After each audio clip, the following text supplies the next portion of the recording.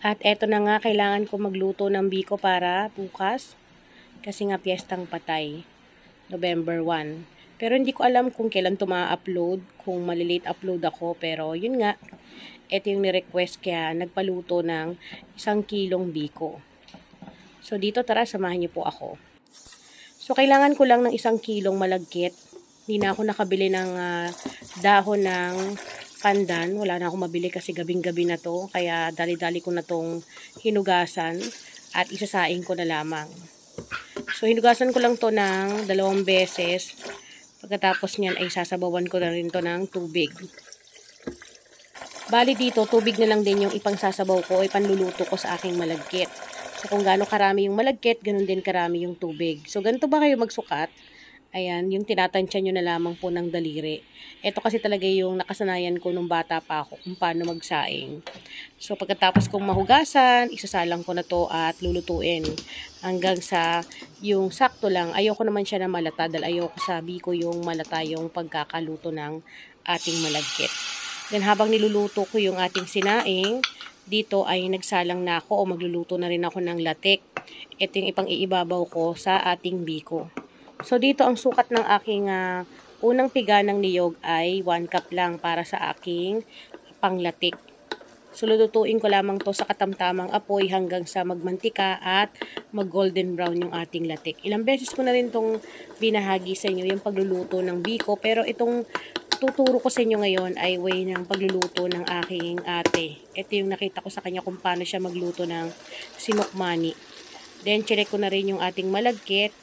Ayan, para maiwasan na masunog. Tapos bumalik ulit ako dito sa ating latik.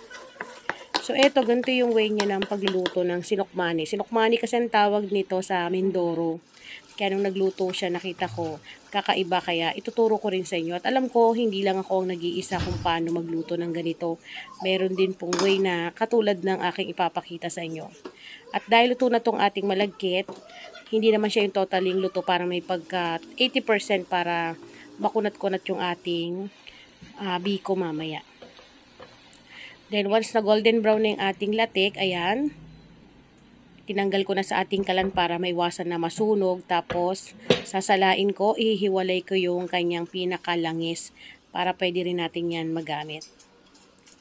So habang nilagay ko to dito sa ating salaan, isi-set aside ko muna to. Pagkatapos niyan ay diretso na ako dito sa ating sinaing na malagkit. Dahil luto na yon, tinabi ko na lang. Then yung pinaglutuan ng ating latik, doon na rin ako mag-uumpisa ng ating pagluluto ng ating sinukmani. Bali dito naglagay po ako ng 2 and 1/2 cup ng sugar, brown sugar. So nasa inyo, tansyahin nyo na lamang po yung sugar, depende po sa dami ng gusto nyo na ilagay. Pero itong timpla na to ay hindi po matamis. Sakto lang na hindi nakakaumay. Then, chinek ko na rin yung ating malagkit. Ayan. So, binubuhag-hag ko na to para maya-maya ay pwede ko na tong ihalo do sa ating pagluluto. So, bali doon sa ating asukal na nilagay sa ating kawali, ay tutunawin po natin siya sa katamtamang apoy lamang hanggang sa mag-caramelize. Ang ginagamit ng ate ko nung nagluluto siya ng sinukmaning gaya nito ay yung bao na asukal, o ang tawag doon ay panutsa. Yun yung pagkakaalam ko na tawag doon, panutsa. Kaso wala akong nabili, ito lang yung meron dito dahil nga madaling araw na tong pagluluto ko na to, kaya sabi ko eto na lang, okay na rin. So tutunawin natin to hanggang sa para siyang yung nasusunog, kasi nagbibigay siya ng kakaibang timpla sa sinukmani na may pagka konting pait, pero huwag nyo naman totaling susunugin. Kapag natutunaw na gaya nito, ay hihinaan nyo na lamang po ang apoy para maiwasan siya na masunog. At dito, halu-haluin lang po natin. Ang kagandahan talaga kapag non-stick pan yung gamit ninyo, maiwasan na dumikit para po talagang walang natitira sa ating pagluluto. So dahil okay na to, ayan, pwedeng-pwede na natin ditong ilagay yung ating gata ng niyog. So dito maglalagay po ako ng gata ng niyog. Ito po ay pinaghalong una at pangalawang piga. So ang sukat nito ay 2 cups. Then pagkatapos niyan na mailagay natin, haluin lang natin. Then, ang gagawin natin dito ay hahayaan natin to hanggang sa matunaw po ulit yung sugar. So, normal lang po yan. Ayan. So, lagi nyo nga haluin para maiwasan na dumikit sa mga gilid-gilid, lalo na kung normal lang na kawali yung gagamitin ninyo, ay may tendency talaga na dumikit sa kawali yung asukal. So, once na okay na, natunaw na yung ating asukal sa ating gata, ay ito, binuhaghag ko na yung ating malagkit para po mailagay ko na rin dahan-dahan dun sa ating niluluto. Kasi nga piyestang patay, ito yung pinaka hindi mawawala, 'di ba, na hinahanda natin sa pagkainan, dinadala natin sa pag dumadalaw nga tayo sa ating mga mahal sa buhay. Ito yung mga binibigay natin or nilalagay natin sa puntod, or kadalasan kinakain na rin natin kasi nga syempre, 'di ba, hindi kagad to mabilis mapanis, kaya binabaon talaga natin. Panlaban to kahit sobrang init. So hinalo-halo ko lamang to. Pagkatapos niyan, ang gagawin lang po talaga natin ay walang katapusang paghahalo, dahil ang pagluluto talaga ng sinukmani o biko ay kailangan siyang maluto ng maayos. Yung kukunat po yung ating malagkit. Pero alam niyo mga manay, namimiss ko yung malagkit ng probinsya. Dahil taga Mindoro nga po ako. Ewan ko yung malagkit kasi sa probinsya, di ba, pag bagong ani, napakabango. Lalo na yung bigas, kahit ang ulam mo lang ay tuyo, talaga naman. Kahit tuyo lang tas kape, o kaya kahit nga lang po kape, ilalagay mo lang dun sa kanin, tapos matutong-tutong, ang sarap-sarap kainin. Ang sipag ng anak ko, siya yung nagbibideo sa akin. Hindi ko alam na iniikutan niya pala ako ng camera. So, thank you ate. So, ito nga, makalipas ang ilang minuto ng ating paghahalo. Nasa kalahating oras yata ako rito naghalo. Talagang tagiktik ang aking pawis dito mga manay. So once na nakikita nyo, ayan, makunat-kunat na siya. Pwede na itong hanguin. Tapos mag-ready na kayo ng bilao or pwedeng mga tab na paglilipatan. Pinatay ko na yung kalan, ni-ready ko na rin yung bilao. So dito gagamit ako ng size 16. Ito yung large size na bilao. Tapos babalutan ko lamang to ng dahon ng saging.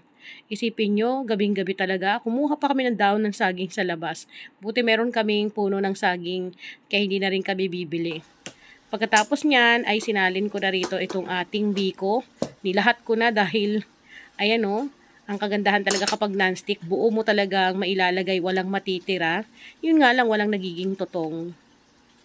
Siyempre, sino ba rito ang mahilig dun sa biko na yung part na may totong, no? Ayun yung masarap, yung nagtototong. Pero pag non-stick nga yung gamit mo, wala talaga. Lahat talaga may lalagay mo rito, walang matitira. Pagkatapos kung mapantay o maplaten sa ating bilao, ayan, ikakat ko na siya ng kung anong laki yung gusto ninyo. So, eto po ay papadala ko sa kapatid ko, pero nagkikrave ako, bigla akong nagutom. Kasi anong oras na to mga manay, inabot na kami rito ng 1:00 ng madaling araw sa pagluluto. Kahit nga gabing-gabi, sabi ko, sige, lulutuin ko. Ganitong time talaga yung ginawa ko para at least hanggang bukas, ayan, ay pwede na kaagad talagang bit-bitin. Tapos naglagay na rin ako ng latek, yung ating naluto kanina na tinabi natin. So, nilagyan ko lang lahat. Sabi ko nga, dapat nilagay ko na lang ng binudbud para hindi ko na pinahirapan yung sarili ko. Pero, yun nga, gusto ko lang din ipakita sa inyo yung design kapag lalo na kung pambenta. Pagkatapos niyan, saka ko tatabasan yung mga gilid. Ganun yung ginagawa ko para po ma-adjust nyo pa. Kasi kung bibilugin nyo yan sa bilao ninyo, to saka kayo maglalagay ng biko, minsan nahahatak pa yan, bitin. So, ang pangit naman tignan kapag bitin yung ating dahon ng saging. So, pagkatapos natin mabilog, ayan, tanggal-tanggal muna natin. Siyempre, linisin natin yung mga kalat natin. Eto na. Ayaw na magpaawat ng bunso ko, gusto ng tikman. Kaya sabi ko, sige, babawasan muna namin ng 2. Kasi nga, ang gagawin ko dito, ilalagay ko naman to sa tab bukas. Nilagay ko lang dito sa bilao para alam niyo, dahil marami nagtatanong, saan ba kasyang bilao, anong size. So, ayan, yung 1 kilo nagkasya po sa size 16 na bilao. Kaya may idea na kayo sa mga gustong kumita para alam niyo na kung saan magkakasya yung 1 kilo para iwas na po ang tanong. So, ganito lang po yung way. Ibang way to ng sinukmani o biko na itinuro ko sa inyo kasi may way din ako ng iba. Sabi ko nga sa inyo, depende po yan sa trip ko kapag nagluluto ako. Na-miss ko yung luto ng ate ko. Sa ngayon po, wala na po kasi yung ate ko. Ayan. Kaya ito lang po talaga yung sabi ko. Sige nga, lutuin ko yung luto niya sa biko dahil namimiss ko rin yung luto niya. So, ayan mga manay. Hanggang dito na lamang po dahil kumakain na ako. So, kain po tayo.